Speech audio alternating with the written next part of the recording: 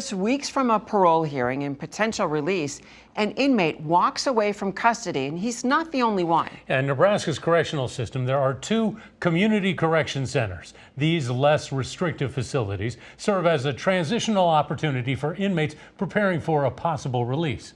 They're allowed to participate in work, school, and religious services while often wearing an electronic monitoring bracelet. But sometimes inmates cut those ankle bracelets off and they walk away, even when their days in custody are numbered. So tonight, KETV Investigates asked the Inspector General of Corrections why. Abby Peterson's live with our report. The Inspector General of Corrections says it's not unusual to see inmates walk away even when they are getting close to that release date. But the Department of Corrections says that the percentage of those who do is very small.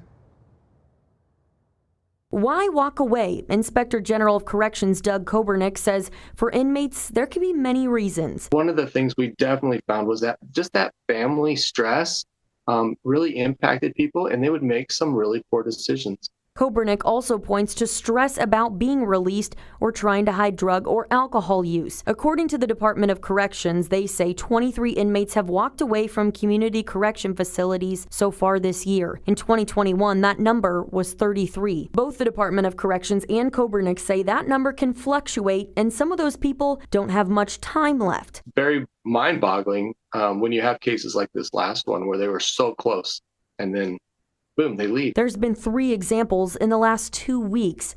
On November 9th, Christopher Manzer cut off his bracelet and left the Community Correction Center in Lincoln. He's been serving time for second-degree murder since 1993. Manzer's parole hearing in January. About a week later, Robert Moss leaves the Omaha Center. He was sentenced for theft and set to be released January 30th. And on November 19th, Devontae Prusia also removed his monitor. He was sentenced in 2016 for burglary, and his parole hearing was scheduled Wednesday.